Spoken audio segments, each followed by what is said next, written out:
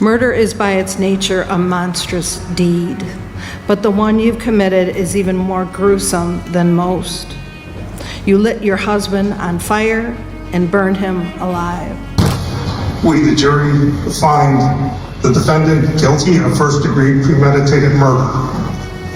We, the jury, find the defendant guilty of first-degree felony murder. This is Linda Sturmer, a Michigan woman accused of killing her husband, Todd Sturmer, in a house fire that was later ruled arson. Linda claimed the fire was an accident, but prosecutors said it was planned. During the trial, the jury heard testimony that Linda was unhappy in her marriage and wanted out. A close friend testified that Linda was having a secret relationship with a man named Chris Williams. At some point, did she talk to you about Chris Williams? She did. And what did she tell you about Chris Williams? They were having a relationship. Do you know when that started? I'm not sure. I don't know how long after it started before she talked to me about it. To hide that relationship, Linda allegedly kept a second phone hidden inside her vehicle and opened a post office box so her husband wouldn't see phone bills or credit card statements. That same friend told the court that weeks before the fire, Linda called her hysterical, saying she had a gun and wanted one good reason not to shoot her husband. She called me hysterical and said that she had a gun and wanted me to give her one good reason not to shoot him. She later spoke about other ways of getting rid of him, including poisoning or running him over. But the most damaging moment came when Linda's own sons took the stand. They testified that their mother repeatedly changed her story and instructed them to lie about key details. Did she ever get mad at you for asking about the differences? Yes. And what happened during those occasions? Same thing. She would get hysterical and start crying and until I stopped questioning. And if you accused her of saying something different, then she would get angry and almost violent with us, especially with my younger brother, Trenton. Your younger brother, Trenton? Yes. What did you see?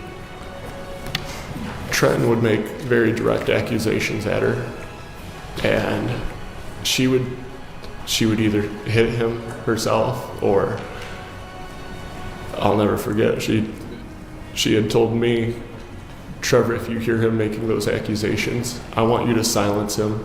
You hit him, you do what it takes, you silence him, don't let him say those things. For the jury, that testimony became the turning point. After more than 7 hours of deliberation, the jury found Linda Sturmer guilty on all counts, including premeditated murder and arson. We, the jury, find the defendant guilty of first-degree premeditated murder. We, the jury, find the defendant guilty of first-degree felony murder. Her bond was immediately revoked. In the courtroom, she was handcuffed and taken back into custody. This is Shawn Willis, who pleaded guilty to second-degree murder for shooting his mother, Sandy Willis, as she slept in their Anderson County, Tennessee home. 16-year-old Shawn initially told officers he found the front door open and discovered his mother unresponsive while checking her phone charger. The prosecutor stated his story later changed multiple times and was inconsistent with the evidence at the crime scene. On May 5, 2020, Shawn was interviewed at the Anderson County Sheriff's Office with his father's consent. When confronted about inconsistencies, the defendant broke down and admitted to shooting his mother after an argument about his cell phone, where she had taken it away from him that morning. He confessed he took his mother's pistol while she slept, carried it downstairs to load it, then returned and shot her at close range on the left side of her head. Forensic testing confirmed the fatal bullet came from Sandy's own gun, and Shawn's clothing tested positive for gunshot residue. During his plea hearing, the judge asked, "As to count 1, which has been amended to second-degree murder, how do you plead, Mr. Willis?" Shawn answered guilty. When asked, "Are you pleading guilty because you are, in fact, guilty?" he replied, "Persist in that plea and have your case tried by a jury, and that jury must unanimously find you guilty in order for you to be convicted. Do you understand?" Yes, sir. Shawn's father, Jeremy Willis, addressed him directly during victim impact statements. "You took my wife, the woman I was supposed to grow old with." You were very selfish in so many ways. You took my wife, the woman I was supposed to grow old with, and I'll never get a chance to experience that with your selfish act. You took your brother's mom away with your selfish act. JJ doesn't have his mom no more. He always called her for advice, vent to, or just to talk to. JJ will never hear "I love you" or "have a good day" from his mom again. Judge Zalman sentenced Shawn Willis to 30 years with no parole eligibility. Mr. Willis, the court finds you guilty and imposes the recommended sentence as follows. You will be sentenced to 30 years on the charge of second-degree murder. This will be served in the custody of the Tennessee Department of Corrections. After sentencing, Shawn apologized to his family. "I made a mistake in life and I'm sorry. I hope that you are open to a relationship in the future. I am so sorry for the pain I caused and I love all and miss y'all." Shawn Willis is currently serving his sentence in the Tennessee Department of Corrections. This is Granvile Ritchie, who was convicted of first-degree murder, sexual battery of a child under 12, and aggravated child abuse and sentenced to death in Florida. On May 16, 2014, Ritchie and Ebony Wiley picked up 9-year-old Felicia Williams from her Tampa home. Wiley was a friend of the victim's family. After stopping for food, they went to Ritchie's mother's apartment in Temple Terrace. Ritchie gave Wiley a drug called Molly, then sent her out to buy marijuana, insisting that Felicia stay behind with him. The trial court's sentencing order described what happened next. Evidence in this case is crystal clear and has been proven to you beyond any doubt that Granvile Ritchie raped, strangled, brutalized, and murdered Felicia Williams. And then he threw her in the bay. The defendant is charged with the capital murder of this child. Medical testimony established that he manually strangled the child victim with such force that he caused extensive injuries to her neck, including damage to the deep internal muscular and cartilaginous structures. Dr. Upshaw-Downs testified that the strangulation process took several minutes and that to the child it would have felt as if she were drowning. And all of those spaces are filling up with blood. So I think it's fair to say this would be called extreme pain. Is the neck, you've indicated it's very innervated. Is it a sensitive area or at least a vulnerable area? It's both.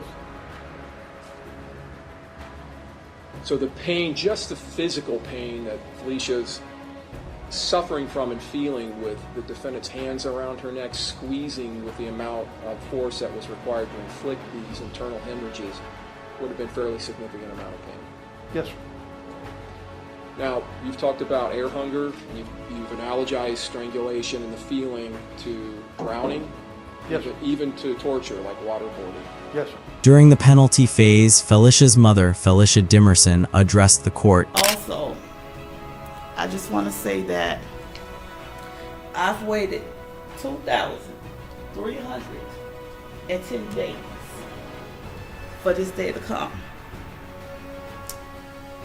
I am here to stand as a wounded mother.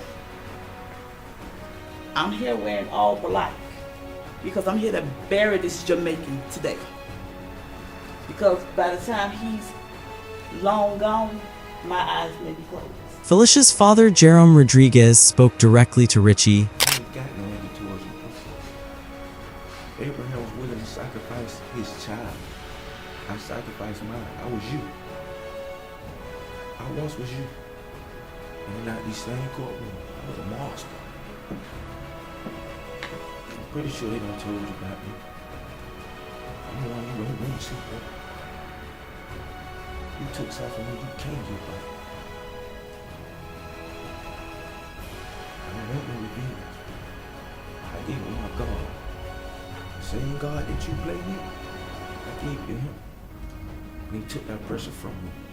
The jury unanimously found 3 aggravating factors. The victim was under 12, the murder occurred during a sexual battery, and the killing was especially heinous, atrocious, or cruel. They unanimously recommended death. Judge Michelle Sisko pronounced sentence.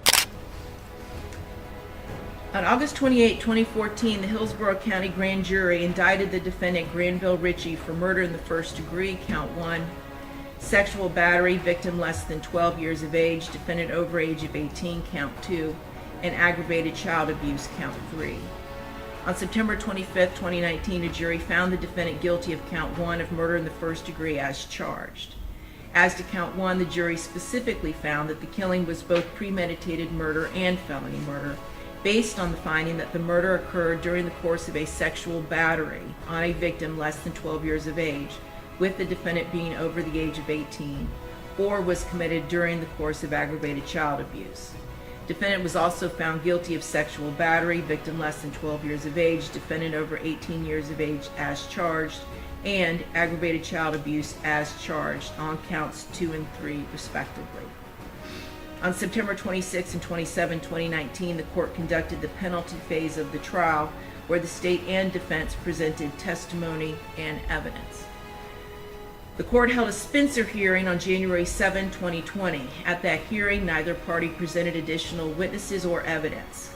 As ordered by the court at the January 7, 2020 hearing, the state and defendant filed memoranda either in support of or in opposition to the imposition of the death penalty in this case. Addressing Ritchie directly, the judge concluded,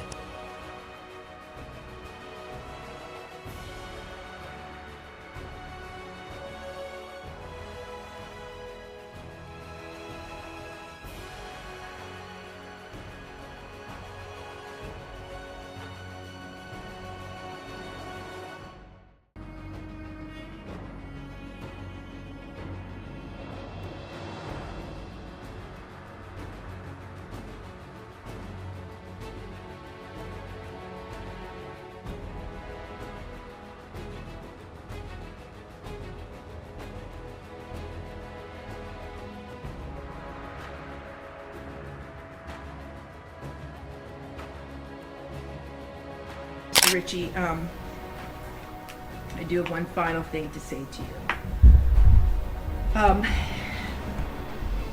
There will be no corporal redemption for you. And what I mean by that is of your physical being, your person. You will remain incarcerated until the date of your death is scheduled to occur. However, I do not know what your spiritual leanings are, and it really does not matter to me either way. I am very grateful that I live in a country where people can believe or disbelieve anything they choose, and that applies to you equally. However, if you do ever pray to a higher power, either now or at some point before the date of your death is scheduled to occur, and you truly seek forgiveness and redemption for the sins and the crimes you have committed, I hope that you are granted it. And I do still see the humanity in you.